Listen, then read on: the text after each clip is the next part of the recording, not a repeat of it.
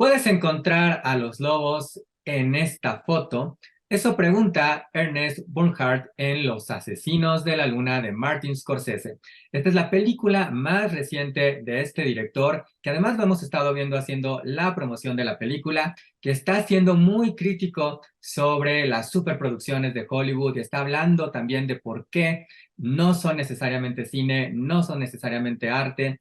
Y bueno, es que Los Asesinos de la Luna, hoy en Dilo con Igualdad de Género, nos va a dar oportunidad de hablar justamente y en cierta manera de por qué una buena película, una gran película tiene muchísimas capas, muchos aspectos sobre los cuales podemos pues justamente distinguir o no distinguir a estos lobos a los que se refiere el protagonista de Los Asesinos de la Luna. Ahora vamos a ir entrando más a detalle con ello. Antes, quiero recordarles, por favor, que no se olviden de darle like a este video, comentarlo, compartirlo y muy importante, suscríbanse a este canal. Cada mes estaremos aquí con ustedes con un nuevo análisis de Dilo con Igualdad de Género y desde luego no se pierdan el contenido del canal a lo largo del mes. Y bueno, en esta ocasión me siento muy contento. Estoy pues muy emocionado de tener oportunidad de platicar con nuestra invitada, que tengo que decirles que ya antes de entrar al aire ya estábamos nosotros aquí clavadísimos y ya estábamos haciendo el análisis y bueno, no, decidimos detenernos porque el análisis lo queremos compartir con ustedes. Tenemos con nosotros a Luz Graciela Castillo Rocha. Ella es doctora en estudios humanísticos por el TEC de Monterrey. Es profesora en TEC 21 de materias como claves de la felicidad, liderazgo inclusivo y diversidad, patrimonio cultural de México. Y bueno, su enfoque de trabajo es la vinculación de los estudiantes con proyectos sociales relacionados con el desarrollo sostenible y el florecimiento humano. Me identifico con ella en esto porque tiene una fila de libros que ha comprado esperando a que los lea y pues no puede evitar comprar más. Yo, la verdad es que luego ya por eso no entro a las librerías, porque gasto minerales y sumo mi pila de libros y es una pila interminable. Luz Graciela, bienvenida, qué gusto estar contigo. Muchas gracias, Carlos. Muchas gracias por esta invitación. La verdad es que me da muchísimo gusto estar aquí platicando, pues, de cine, de historias y particularmente de esta que como indicas es la más reciente, está en cartelera. Yo diría que hay que verla en el cine porque sí es muy espectacular, la fotografía es maravillosa y vale la pena darse la vuelta. Coincido Tomarte contigo. tus 3 horas y media para para darte cuenta que una buena historia, pues de alguna manera te puede mantener enganchado 3 horas y media. Y yo digo que sin necesidad de un intermedio, ¿eh? Porque por ahí hay como estas Así es. propuestas de que le hagan un intermedio, pero tú lo dices muy bien. Esta película que dura, para que seamos muy precisos, 3 horas con 26 minutos. En realidad, si le suman los avances, pues van a ser casi 3 con 45, pero está tan bien contada que no van a sentir el tiempo y creo que esa es una gran virtud y muestra justamente los talentos de Martin Scorsese para sumergirnos en esta historia. Yo pensé un poco en estas películas de antaño como Lo que el viento se llevó, que también es muy larga, pero uno está fascinado viendo esta película, ¿no? Bueno, pues les vamos a dar un poquito de contexto. Tengo que avisarles, ahora sí que se les avisa que va a haber algunos spoilers, desde luego, porque tenemos que, pues, hacer esos spoilers para analizar, para mencionar, para profundizar y compartirles lo que queremos justamente hacer en este especial. No se preocupen por los spoilers, porque yo creo que aunque les demos más información, si ustedes todavía no ven la película, va a hacer que la disfruten más. Si ya la vieron, creo que ayudará a que digan, claro, no lo había pensado así, no lo había interpretado así. Si están de acuerdo o de desacuerdo con nosotros, pónganlo en los comentarios, desde luego. Y si no la han visto, creo que ayudará a que cuando la estén viendo, pues vayan, pues yo hablaba de estos lobos de los cuales refieren en la historia, pues justamente que vayan dándose cuenta de esos lobos que no solo están ahí en la pantalla, sino también están en nuestras vidas cotidianas. Entonces tengan eso muy, muy presente. Así que bueno, rápidamente, ¿de qué trata esta historia? Esta historia está basada en hechos reales, justamente, y propiamente es una adaptación de la novela de David Grant, que se ocupa de los crímenes de la tribu Osage en los 20 en Estados Unidos. Estos crímenes suceden como resultado o como parte de una serie de eventos. En esta tribu encuentran, y esto es lo primerito que vemos prácticamente en la película, encuentran pozos petroleros, lo cual hace que, pues obviamente, llegue la bonanza y la riqueza a esta tribu, donde van llegando, pues, muchos más blancos como parte de esta, pues, estrategia o formas de buscar hacer negocios con la tribu. ¿No? Digamos que ese es el contexto histórico. El personaje principal va a ser Ernest Burkhardt, que es el personaje que interpreta Leonardo DiCaprio. Es un pues veterano de la guerra, él viene de la Primera Guerra Mundial y está tratando de encontrarse un nuevo modus vivendi. Ahí está un familiar suyo, que es William Hill, y quien ya tiene un cierto estatus en esta comunidad. Y bueno, pues vamos a ver la historia de Ernest Bernhardt, quien se enamora de Molly, una de las hijas de una familia pues adinerada y acomodada en esta comunidad. Y mientras nos cuentan esta historia de amor, digamos, la película no es propiamente una historia de amor, pero tiene un elemento importante en ese sentido. Están sucediendo una serie de asesinatos de distintos miembros de la tribu Osage. Ahí está como el contexto para que ustedes ubiquen en términos generales. Y, ay, Luz, yo la verdad es que tengo muchas cosas por las cuales quiero comenzar a platicar, pero mira, creo que podemos comenzar a platicar un poco y podemos irnos adentrando de esa manera. Hace un ratito Luz me decía que salió viendo la película y quería levantar reclamo a los actores y a el director, y creo que era un buen reclamo. Creo que podemos empezar un poco hablando de este reclamo. ¿Por qué querías Ok. reclamarle No, a los actores del director?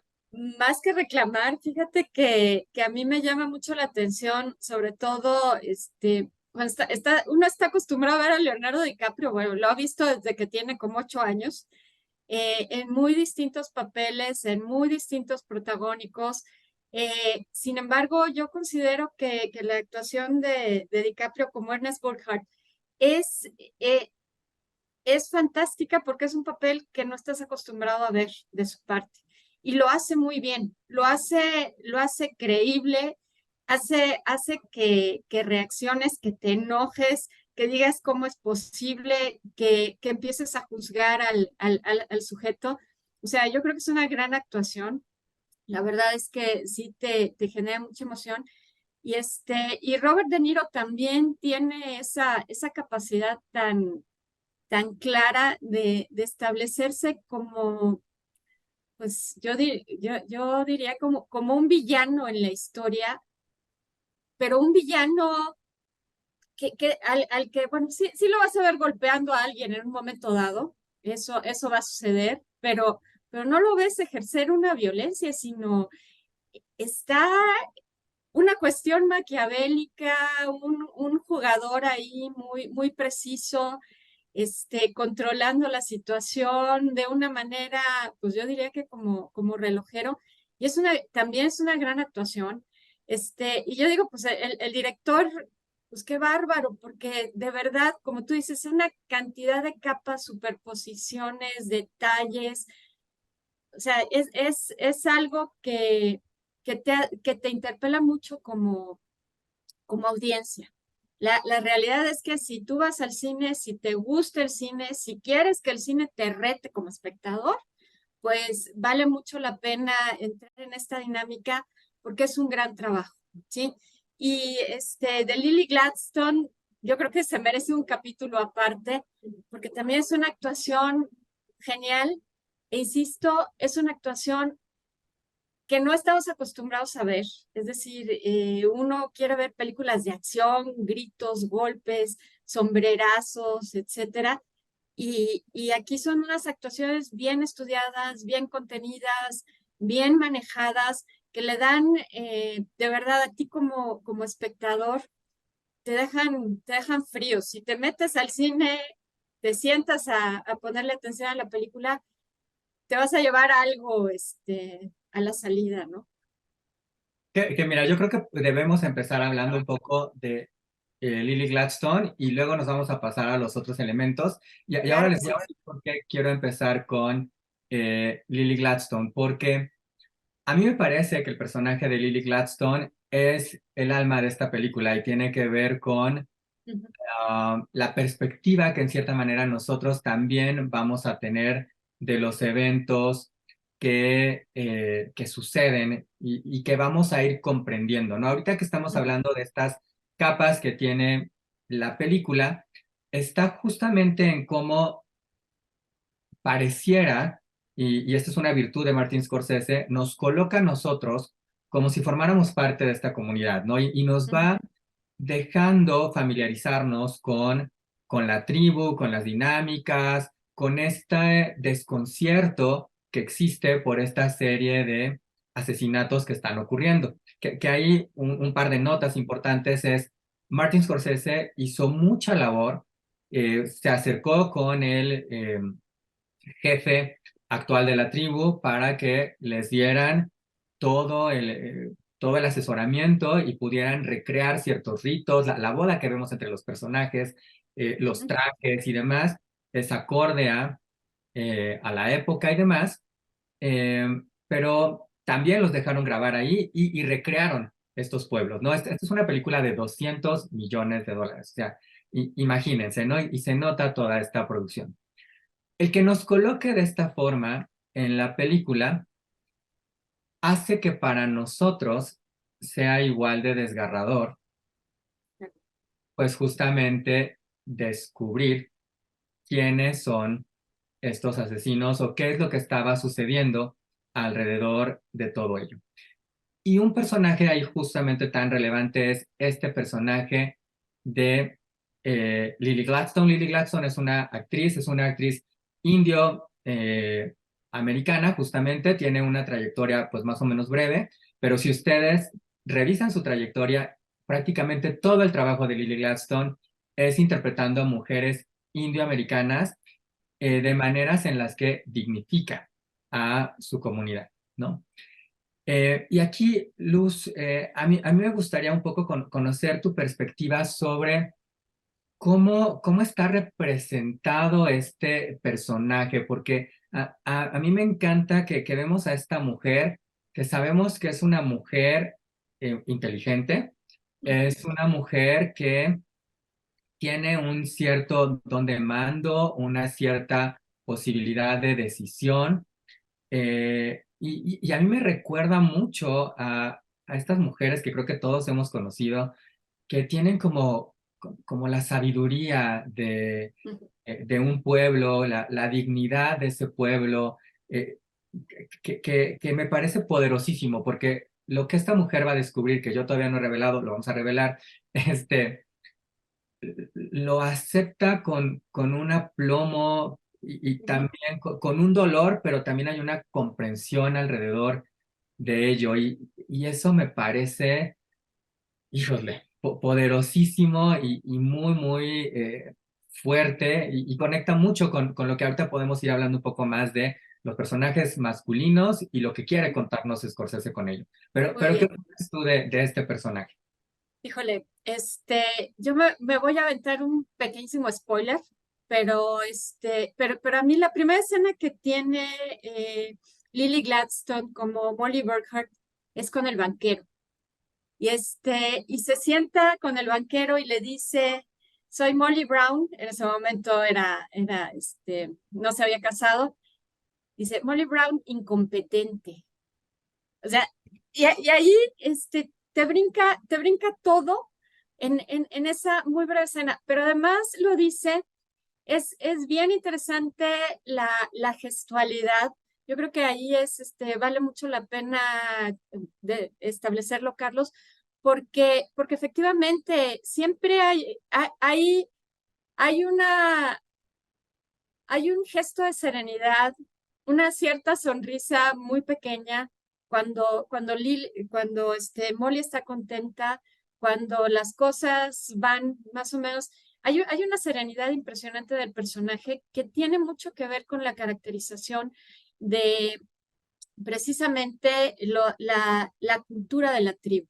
Es decir, no estamos hablando de grupos que, ahora sí que haciendo el similar, o sea, no corre, no grita, no empuja, ¿sí?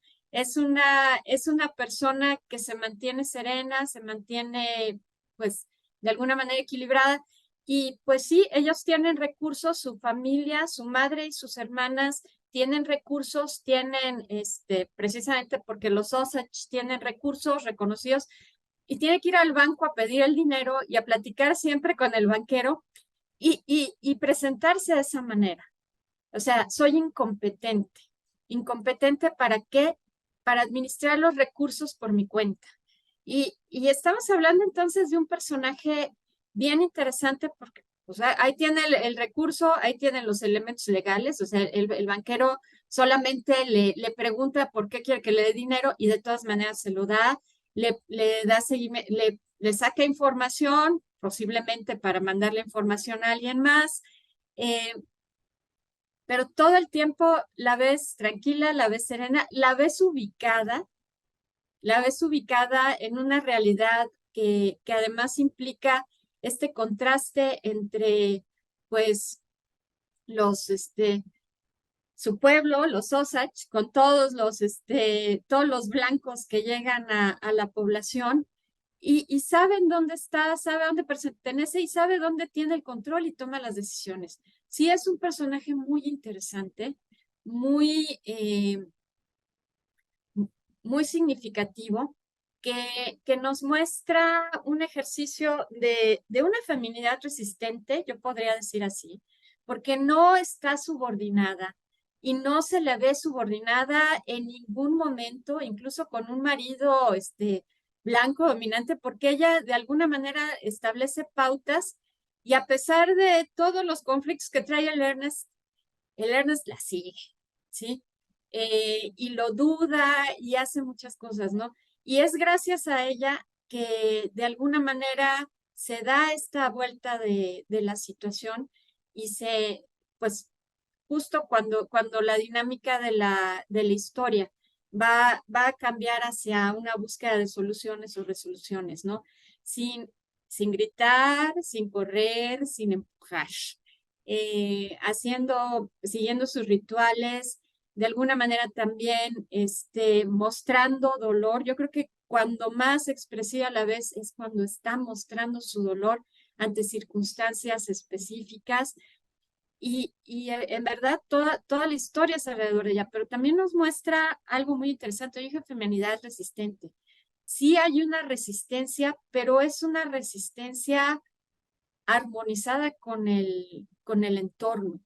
Y creo que eso es muy complejo de lograr como personaje y además, sí, efectivamente como actriz, porque yo creo que el trabajo del actor pues tiene mucha expresividad en el cuerpo y muchas veces las emociones las tenemos que contagiar a través de gestos. Y aquí el trabajo de Lily Gladstone es todo lo contrario. Y es una belleza porque va muy de acuerdo a la cultura y a las características del entorno, ¿no? Sí, porque Lily Gladstone eh, el personaje tiene una fuerza que se siente, que está presente todo el tiempo, pero no es una fuerza que tenga que gritarse o que tenga que expresarse a través de movimientos bruscos o llamativos. No, ella está ahí y la sentimos, resiste, ¿no? Que creo que ahora que tú hablabas de este feminismo resistente, pues justamente me hacía pensar en ello, ¿no? Ella está ahí, al pie del cañón, aun y cuando tiene diabetes, cuando vemos que el tratamiento y una serie de cuestiones que luego vamos descubriendo en torno a ello, ella se mantiene firme, ¿no? Se mantiene firme y está resistiendo, ¿no? Y todo esto creo que nos viene muy bien para ir a hablar justamente de eh, este entorno que se construye, ¿no? Porque esta tribu Osage, en realidad, pues ellos tenían una vida con sus costumbres, estaban muy tranquilos, muy contentos, pero de repente nos llega toda esta bonanza, llegan todos los blancos y llega todo un sistema que modifica la forma en que ellos viven y que además los trata con una condescendencia y con una serie de, pues sí, quizás de hacerlos un tanto menos, ¿no? Y creo que ahí vale la pena mencionar un par de detalles más que no hemos todavía agregado y que nos van a dar para ya irnos más al tema del personaje de Leonardo DiCaprio y otras cuestiones que están sucediendo ahí. Pero, por ejemplo, el personaje de William Hale, que es el personaje de Robert De Niro, dice en algún momento, esta riqueza debería de venir a nosotros. Su tiempo ha terminado, solamente va a ser otra tragedia. Y esto ya les va dando pistas de por dónde va todo esto, ¿no? Porque pasaban un par de situaciones. Una, la ley de las tribus Osage hacía, y de hecho lo sigue haciendo hoy en día, pues con una consecuencia de aquel entonces, que solamente los blancos pudieran acceder a estas fortunas casándose con la gente de la tribu. Pero obviamente eso les daba el acceso al dinero, no necesariamente el control al dinero. Pero obviamente, si ellos o ellas, pues, principalmente eran ellos, desde luego, quedan viudos, pues ya no hay nadie más que les impida que controlen el dinero, ¿no? Y si tienen hijos, pues todavía se convierten como en estos guardianes, ¿no? Esto es un poco como los albaceas en los testamentos de hoy en día, para ubicarnos, ¿no? Pues tienes como este control. Entonces, eso obviamente da, y nosotros conocemos esto a través de el matrimonio de los Bernhardt, de Ernest y Molly, pero no son el único caso, ¿no? Sino que esto se está replicando muchísimo más. Eh, y pues esto ya establece justamente de manera mucho más clara estas reglas del juego y también, pues yo me atrevería a llamarlo así, Luz, por favor, corrígeme porque tú manejas mejor esta terminología que yo, pero establece un patriarcado ahí, ¿no? Justamente en términos de cómo se van a dar las dinámicas y cómo existe este entretejido que no se ve, pero que se ejerce a través de las acciones y que vemos expresado a través del personaje de Ernest. Hay que decirlo, lo dicen en la película, no es el más inteligente, pero forma parte de este sistema. En realidad el personaje que es mucho más inteligente y que tú lo decías muy bien, es ahora sí que como dicen por ahí, la mano que mece la cuna y la mano que no se ve tan claramente es el personaje de William Hale, pero él está moviendo todos los hilos constantemente. Pero por favor, yo quiero conocer tu perspectiva, Luz, sobre todo este sistema, pues patriarcal, si es el término correcto, que se construye alrededor de la tribu y alrededor de toda esta historia, ¿no? Fíjate, es bien interesante. Yo quisiera comentar algo pues que me ha tocado aprender, por ejemplo, en el contacto con personas que pertenecen a los pueblos originarios en México, y es que, de hecho, la cosmovisión mesoamericana, y ya cuando hablo mesoamericana, quiere decir que viene bajando desde Alaska, pasa por Canadá, Estados Unidos y llega por estos rumbos. Establece, sí, dos principios, el femenino y el masculino, y le da los roles entre lo femenino y el masculino. Siempre se busca un cierto equilibrio. Y esto se rompe mucho cuando, pues, llega toda esta occidentalización, toda esta colonización, con los esquemas patriarcales que se traen del continente indoeuropeo, ¿no? Y esto se refleja muy bien. Yo, por ejemplo, pensando en los estereotipos del patriarcado que nuestra colega Mariana Gavarrot nos comparte en su trabajo, tenemos primero una masculinidad hegemónica que pues podría estar representada por William Hale, o sea, el personaje de Robert De Niro, que es un personaje que tiene recursos, tiene una posición en la comunidad, tiene dinero, y está ahí en medio de la comunidad Osage como parte del entorno, ¿no? Un poco apartado, además, no vive dentro del pueblo, vive en las afueras del pueblo, pero él ya tiene toda una red establecida para que sucedan cosas y para de alguna manera apropiarse de esa riqueza. Lo interesante es que busca una legitimación en eso. O sea, hay ya un entramado legal que también proviene de esa estructura patriarcal. Por el reconocimiento del gobierno de los Estados Unidos, de los territorios, el reconocimiento de los derechos de sangre, es el que exista una protección legal. O sea, hay que jugar con ese entramado para que yo permanezca en el estatus que tengo, ¿no? Y ahí va a encontrarse una masculinidad subordinada, que es precisamente el personaje de Ernest Borchardt. El sobrino pobre, no muy listo, el otro sobrino que ya vive con él, al que pues va a ir metiendo como un peón, como un intermediario, como alguien, y que además está asociado con otra red de masculinidades subordinadas que ya están en el espacio de lo peor que puede existir en la sociedad, y todos son blancos. O sea, ahí hay algo bien interesante, todos son blancos.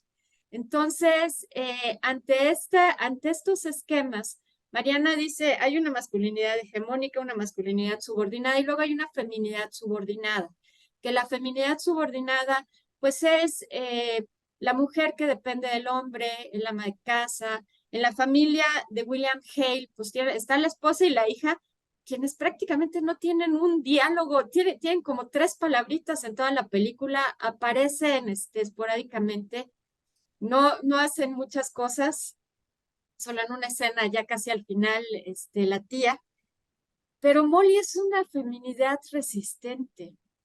Parecería que quieres meterla en un esquema subordinado. O sea, la misma mujer obediente que se casa con el blanco, pero de verdad, eh, yo, sin hacerles spoiler, les sugiero que busquen el tráiler, porque cuando se conocen Ernest y Molly, Ernest es chofer de un taxi, el tío lo pone a trabajar en un taxi y de pronto pues hace buen link con Molly, y Molly siempre lo busca para que sea su chofer y empieza a coquetear, y entonces es una de las pocas veces en que la ves reírse a ella, pero se ríe, yo creo que porque dice, ay, Dios mío, de verdad no sé qué está pensando, ¿no? Eso está en el tráiler. Eh, pero Molly es una feminidad resistente porque tiene recursos, tiene un respaldo legal para esos recursos y toma decisiones. Y toma decisiones que son resolutivas.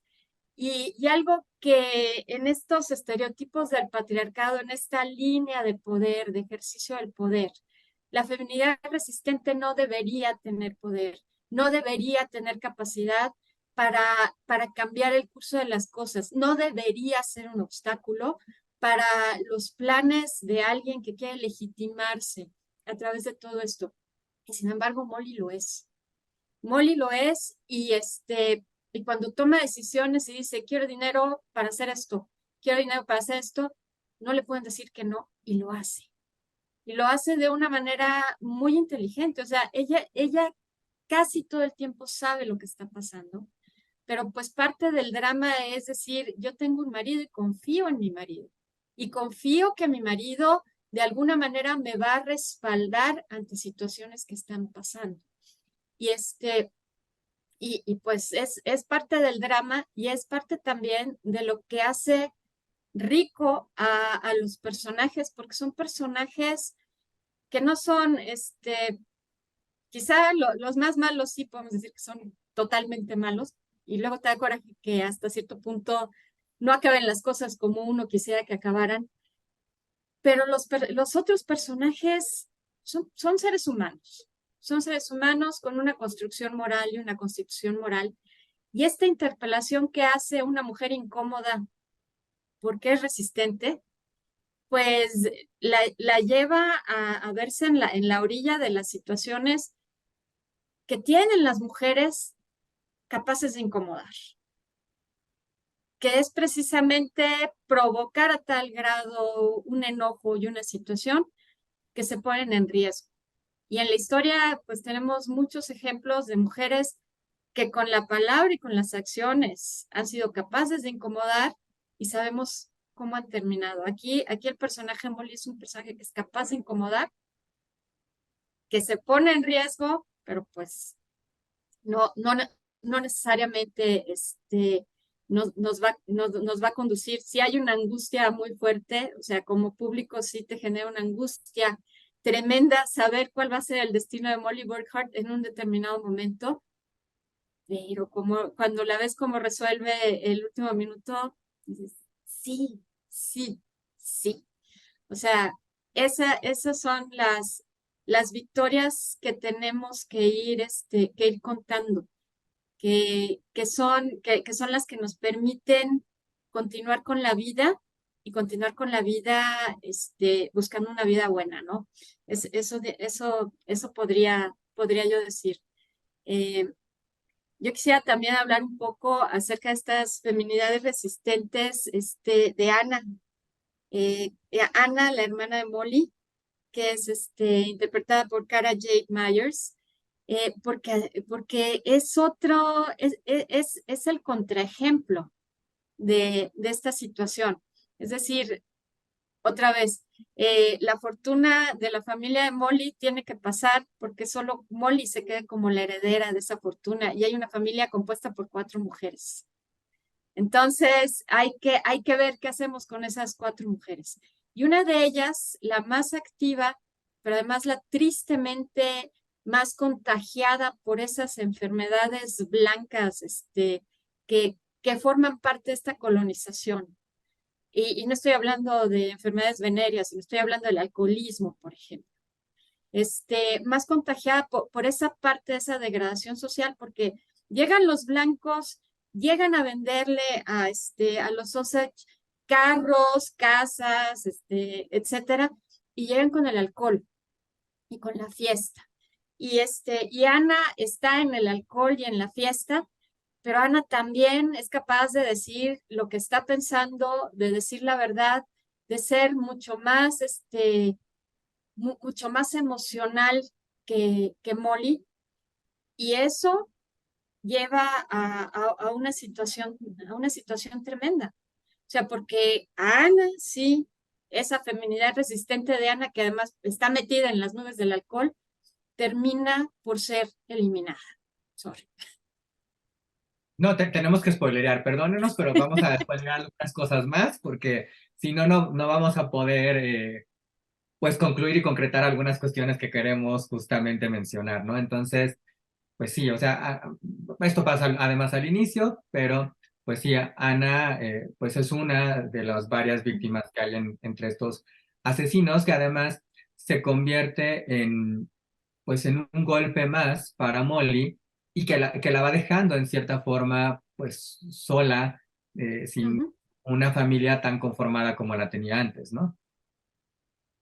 Así es, así es, la va dejando sola, pero además le detona otras cosas. O sea, yo creo que porque además, si nosotros, en esa época, el feminicidio ni siquiera era una palabra que estuviera en el vocabulario. De hecho, si te fijas, el término feminicidio, pues es un término acuñado en este país a partir de dolorosísimas experiencias. Pero pues Ana es víctima de un feminicidio y un feminicidio en toda la extensión de la palabra. O sea, primero es degradada, es totalmente degradada. Y no solamente degradada, sino también cuando es asesinada, su cuerpo es totalmente vulnerado y respetado. Y esto, de alguna forma, sí le detona a Molly la necesidad de actuar, porque entonces ya las cosas no son como parece. O sea, las cosas ya no están siguiendo el entorno natural. Otro aspecto importante, otra de las enfermedades blancas, que tiene que ver con las pautas de consumo es la diabetes. O sea, está mucho más centrada en esto. Entonces, Molly es diabética, otra de sus hermanas también lo es. de esas cuatro hermanas que hay, pues de verdad el plan de William Hale es perverso, es un plan perverso y uno lo va descubriendo a medida que va pasando esto, porque sí hay que dejar a Molly como la única heredera, ¿no? Entonces, el curso natural de la vida es que mi hermana que está enferma, que tiene diabetes, pues sí, muera. Mi madre que es anciana y que también es diabética, muera. Pero hay otras dos hermanas y está Molly, ¿qué va a pasar con eso? Entonces, a una que no esté enferma, hay que enfermarla. Y después, cuando se convierte en alguien que ya puede ser prescindible, hay que prescindir de ella. Y hay una violencia tremenda en todo esto, ¿no? Porque la siguen invitando a la fiesta, la siguen sacando, la siguen emborrachando, este, y eso es también lo que detona la necesidad de actuar de Molly. O sea, la gente sabía que había personas que aparentemente morían por seguir el curso natural, había personas que morían por accidentes y habían personas que sí eran asesinas, pero ya eran demasiados muertos. Y hasta que no llegamos a ese punto de inflexión, entonces no le damos ese cambio a la historia.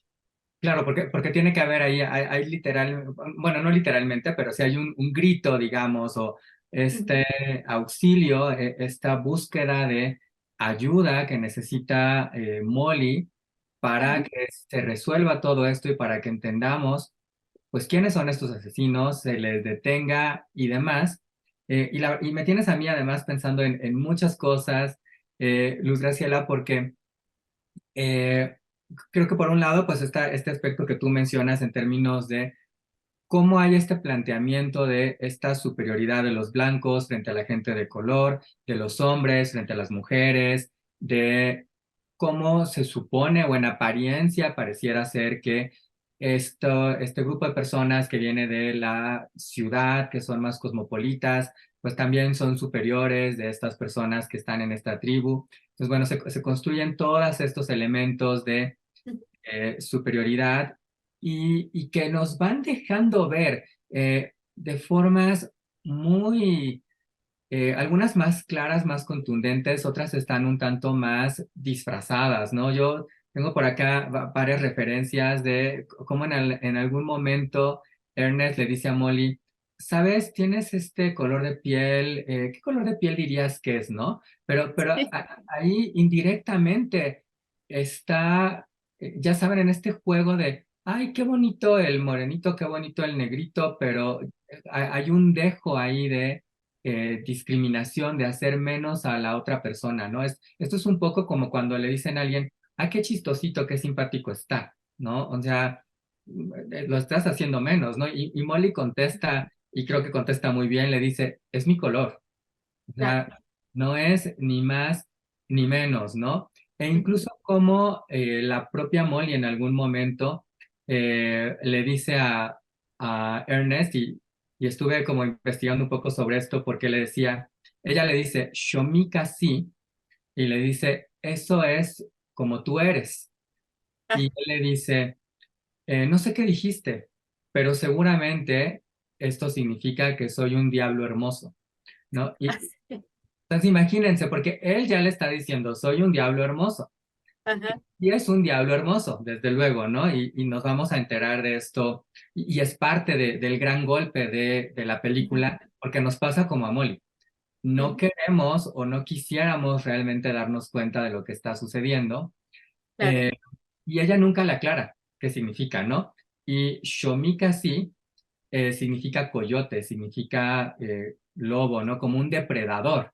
Eh, Sí, y claro, ¿no? Es esta cuestión de, ella tiene esta capacidad en su sabiduría de, en cierta manera, entender que, pues, hay estos claroscuros en él, y bueno, aún así lo quiere porque ve que también hay ciertos aspectos bondadosos en Ernest, ¿no? Al final, y creo que eso es algo de lo que hace interesante y podemos ir conectando ahí con esto que tú decías también al principio, ¿no? Este no es el personaje típico de Leonardo DiCaprio, porque no es un héroe propiamente, no es un personaje pues positivo, admirable y demás, es un personaje lleno de defectos. No es el villano propiamente de la historia, pero Ujú, tiene pues ciertos elementos que pudiéramos decir que son villanescos, ¿no? En realidad es un personaje profundamente fallido y profundamente humano. Y es así muy es. importante que él sea el protagonista, ¿no? Esta película se tardó su tiempo en llegar a la pantalla grande y algo de lo que Martin Scorsese ha hablado justamente es la necesidad que tenía de encontrar el foco adecuado para contar esta historia. Y esta historia solamente tiene esa perspectiva que él quiere hacer Ujú, y se cuenta a través de la perspectiva de Ernest. así Eh, es. porque Ernest nos descubre o revela o apunta a lo que Martin Scorsese quiere pues incomodar, que creo que es muy importante, ¿no? Esta película, creo que Lucy y yo coincidimos en que es fascinante por la manera en cómo nos cuenta la historia, en cómo nos envuelve en la historia, en la manera en cómo va desentramando y quitando todas las capas que están ahí encima para dejarnos ver una verdad que Ujú, tiene ecos y vigencias hoy en día.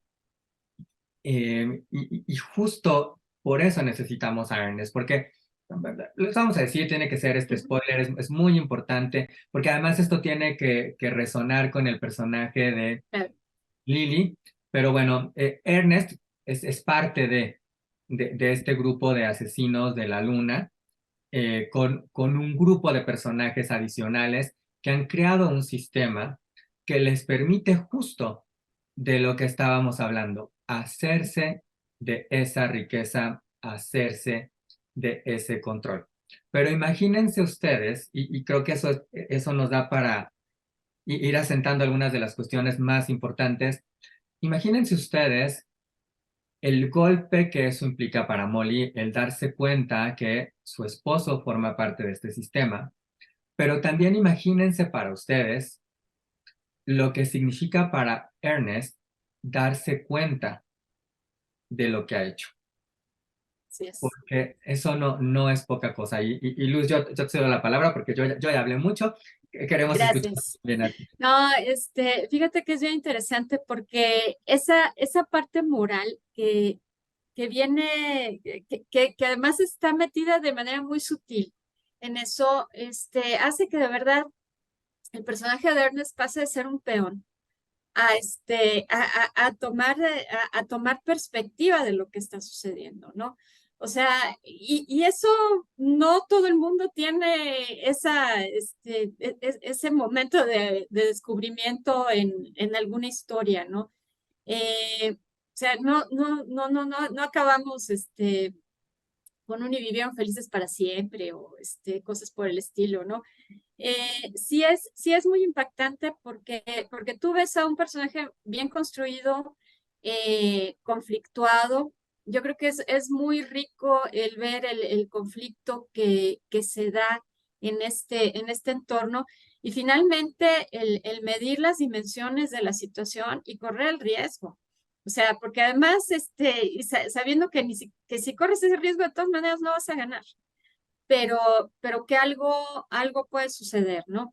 Eh, sí es impactante eh, y ante todo, pues habla de que pues hay pocos en la historia. Yo hablaba un poco de esta idea de Hannah Arendt de la banalidad del mal esa idea de decir, bueno, pues sí, yo apreté el botón, pero fue porque me lo dijeron, o yo apunté, pero es que yo nada más estaba siguiendo órdenes, etcétera, a caer en la cuenta de eso, ¿no? Eso es algo que hasta cierto punto, pues rescata al personaje. Y como tú dices, es muy atrevido porque efectivamente yo estaba pensando, o sea, la trayectoria de Leonardo DiCaprio es inmensa, es intensa, ha tenido personajes conflictivos, estaba acordándome de Jay Hoover, por ejemplo, o el que hace sobre El Aviador, que son, el lobo de Wall Street es pues es un cínico que ya habíamos visto ese cínico en Atrápame si puedes, por ejemplo. Pero, pero aquí, de verdad, el que un actor ponga su talento y su carrera por presentar el personaje que nos presenta, para mí ha sido muy impactante, ¿no? Y ese contraste, esa vida matrimonial, esa pareja que forma con Molly Woodcock, Ernest, eh, hace también que nos muestra pues todas las facetas de la persona o de la personalidad, ¿no? O sea, somos humanos. El detalle o el gran aprendizaje que tendríamos que tener todos es cómo mantenemos el equilibrio para que las cosas estén bien. Y eso es algo que lo deja muy sutilmente parte de esta narrativa, ¿no? Muy, yo creo que eso me hizo a mí la película muy disfrutable, muy disfrutable. O sea, de verdad uno está clavado ahí y dice, ¿y qué sigue? ¿Y qué sigue? ¿Y qué sigue? ¿Y qué sigue? Porque tiene la virtud de una gran película, ¿no? Que es, uno, cautivarnos y dos, hacernos ver algo que no habíamos visto antes, ¿no? Confrontarnos con algo, conectar con ello. Ahora que mencionabas esta cuestión de este personaje que interpreta Leonardo DiCaprio, hace algo que creo que no es nada sencillo, ¿no? Y es confrontarse con sus acciones, confrontarse con la culpa que tiene, porque se da cuenta de lo que ha hecho, ¿no? No es esto que tú mencionabas justo y que seguramente todos hemos hecho en algún momento de, yo nada más le puse aquí nada más le di clic, pero, y listo, me desentiendo, ¿no? Sino que él realmente hace este proceso de darse cuenta de las consecuencias que esto está teniendo para su esposa, para su hija, para él, porque además él es un hombre que al ser partícipe de estos actos, pues está yendo en contra de lo que quiere, porque nos damos cuenta que él ama a Molly y Molly lo ama a él. Eh, pero pues es este entender de esta persona que te ama y a la que amas, te ha hecho daño, Claro, consciente o inconscientemente, ¿no? Y esto obviamente ya tiene ecos mayores, porque al final esta relación entre Ernest y Molly, que, que es el caso específico de muchos que pudo haber en aquel entonces en la tribu Osage, pero al final es una metáfora de algo que está sucediendo en la sociedad, ¿no? El reclamo que tiene Martin Scorsese y también por lo que me parece tan relevante y por lo cual él hizo como toda esta labor y todo tomarse todo este tiempo y todo este detalle que lo va llenando de elementos y por lo cual también la película me parece que necesita esas 3 horas con 27 minutos que lo decimos y suena como, ay, es mucha inversión de tiempo, pero créanme que no lo es, porque es el tiempo que uno necesita para que te caiga el 20, para entenderlo, para asimilarlo. No es este tipo de cuestiones que se pueden apresurar. Si queremos la profundidad que Martin Scorsese le está dando, necesitas ir en este proceso para entenderlo, para que cuando salgas de la película digas, sí, me entretuve, estuvo padrísimo, la fotografía, el diseño de producción, las actuaciones y todo están muy bien, pero todo eso no nada claro. más están para el espectáculo, están Ujú.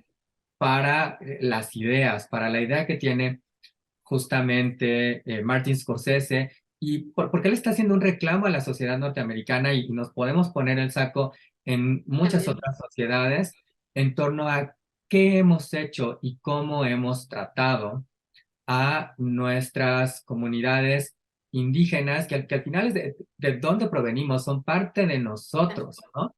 Y las denostamos, las abusamos, las asesinamos literal o metafóricamente, eh, y es algo de lo que todos nos hacemos de la vista gorda y preferimos ignorarlo, ¿no? Y ahí está ese reclamo que nos hace Martin Scorsese, ¿no? Que creo que es poderosísimo, ¿no? Yo lo digo, Sí, lo platico contigo y creo que en cierta forma, por más que tratemos de, tengo que aceptar mi pedacito de culpa de sí, seguro yo lo he hecho en algún momento y qué hago, cómo lo hago para reconciliarme con ello y no seguir siendo parte de este problema, sino ser parte de una solución, ¿no? claro. Fíjate que es algo bien interesante porque en efecto, es decir, primero, o sea, estos procesos de colonización que primero desplazan a las comunidades, o sea, los Osage no vivían ahí, los pasaron de Kansas a Oklahoma, por estas cuestiones de desplazamiento, desplazas a las comunidades y ha pasado en México, ha pasado mucho, y luego resulta que los fuiste a poner en un lugar donde hay una gran cantidad de recursos naturales, ¿no? O sea, y tenemos todas estas historias de las minas, de las presas, decir, no, es que aquí está el interés general de la nación y todo lo demás. Y ¿y ahora qué hacemos, no?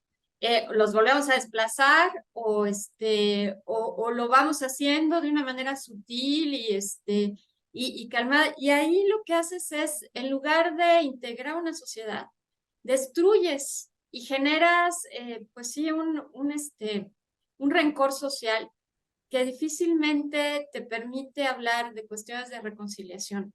Algo de lo que hablan muchos, en esta cuestión de cómo podemos vincularnos unos con nosotros. Yo lo que he encontrado común en todo momento es platíquense sus historias. Escucha tu historia, escucha su historia y entonces vas a descubrir algo bien interesante porque quieres acabar, o sea, quieres de alguna manera ir deconstruyendo tus sesgos, acércate y escucha.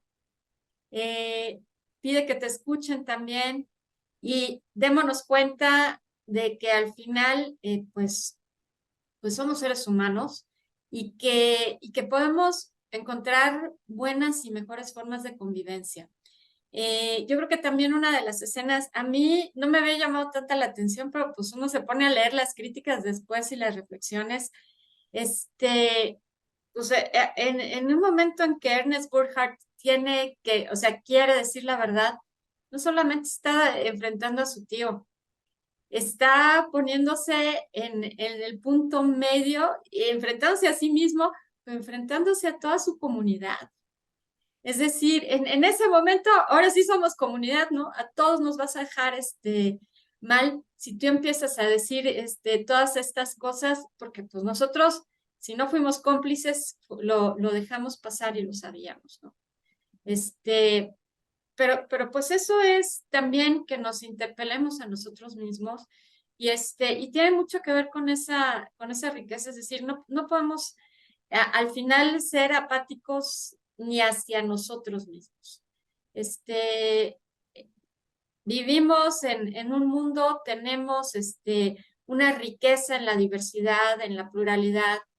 El detalle es, pues hay que abrir los canales de comunicación y ponernos en contacto para escucharnos, para entendernos y para encontrar ahí, pues lo que estamos buscando, ¿no? Y la verdad es que todos estamos buscando una vida digna.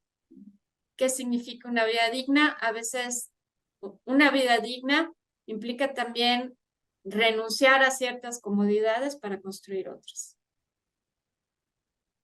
Ay, sí, sí, justamente, ¿no? Y pues tenemos que confrontarlo para poder, pues, superarlo, ¿no? Y tenemos que verlo porque es más fácil hacernos de la vista gorda. Wow, bueno, pues creo que les hemos dado muy buenas pautas. Yo estoy muy contento y seguro podríamos seguirnos platicando aquí eternamente. No es la intención es que les demos pues, con qué puedan ustedes dialogar, con qué puedan ustedes también ver esta película, que dialoguen con nosotros, desde luego en los comentarios. No se les olvide, por favor, aprovechen en este canal, ya pueden encontrar Ellas Hablan, que es otra gran película que tiene conexiones justamente con algunos de los aspectos que hemos estado hablando. Van a encontrar también pronto el video sobre Barbie, la película más exitosa de este 2023, que también habla mucho de estos temas bajo otras perspectivas, bajo otros ángulos. No se olviden de ver Los Asesinos de la Luna. Si ustedes tienen oportunidad de encontrarla en el cine, vale mucho la pena verla ahí por todos los aspectos también de producción, por un lado. Por otro lado, porque les va a permitir sumergirse en la película de la manera adecuada. La verdad es que cuando las vemos en nuestras casas, uno se puede desconectar más fácilmente, pero bueno, si ustedes no la alcanzan ahí, véanla en Apple TV, donde va a estarse estrenando. Y miren, va a ser una película que van a tener mucho en conversación porque Los Asesinos de la Luna es una de las películas de la temporada de premios.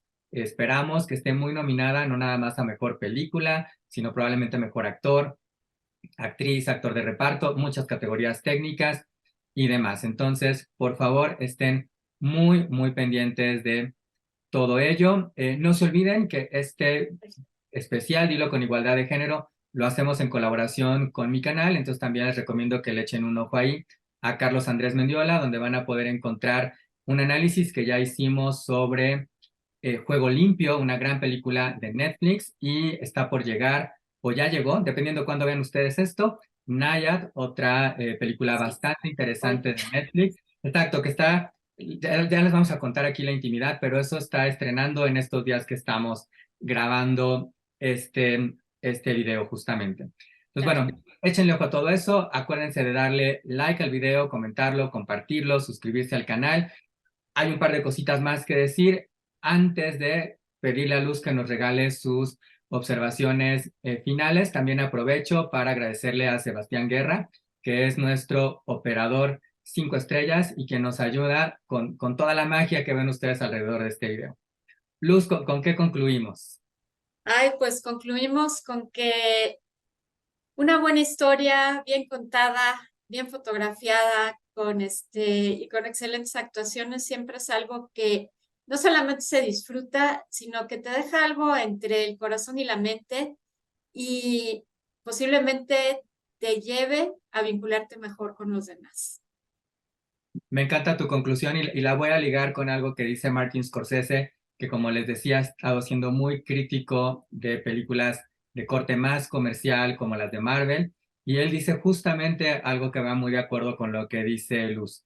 Las películas tocan nuestros corazones, despiertan nuestra visión y cambian la forma en que vemos las cosas.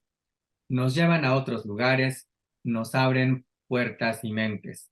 Las películas son los recuerdos de nuestra vida, necesitamos mantenerlos vivos. Y Los Asesinos de la Luna hace todo eso. Nos abre puertas, mantiene vivos aspectos históricos, culturales, que no podemos olvidar, que debemos de tener muy presentes para no repetirlos, para que haya verdaderamente pues un cambio, un diálogo que nos lleve a mejores lugares, ¿no? Que además esta película se llama Los Asesinos de la Luna en español, pero en inglés es Killers of the Flower Moon, ¿no? Los asesinos de de la luna floreciente, digamos, ¿no? Y esa luna floreciente es la luna de mayo para la tribu Osage, que es el momento en el cual está floreciendo. Y entonces ustedes imagínense este paisaje hermoso que representa a la tribu Osage, que representa en gran medida los orígenes de la cultura norteamericana, igual que de nuestras culturas, y que ese origen, esa semilla esté siendo asesinado en esa belleza, pues definitivamente es un crimen y un crimen que debemos evitar que vuelva a suceder, ¿no? Entonces, vaya, tengámoslo presente, ya nos pusimos aquí un poco poéticos, pero creo que es importante ir conectando porque además les deja a ustedes ver cómo todos estos detalles en la película van hacia ese fin que tiene Martin Scorsese, ¿no? Y hacia ese, pues, mantener vivo y presente aquello que late en la sociedad y que nos permite, pues, seguir adelante. Gracias por acompañarnos, por favor, reitero, muchas gracias, Luz, por estar con nosotros, muchas gracias, Sebas, gracias a ustedes por estarnos viendo, denle like, comenten, compartan, suscríbanse y recuerden, dilo con igualdad de género. Muchas gracias, Carlos.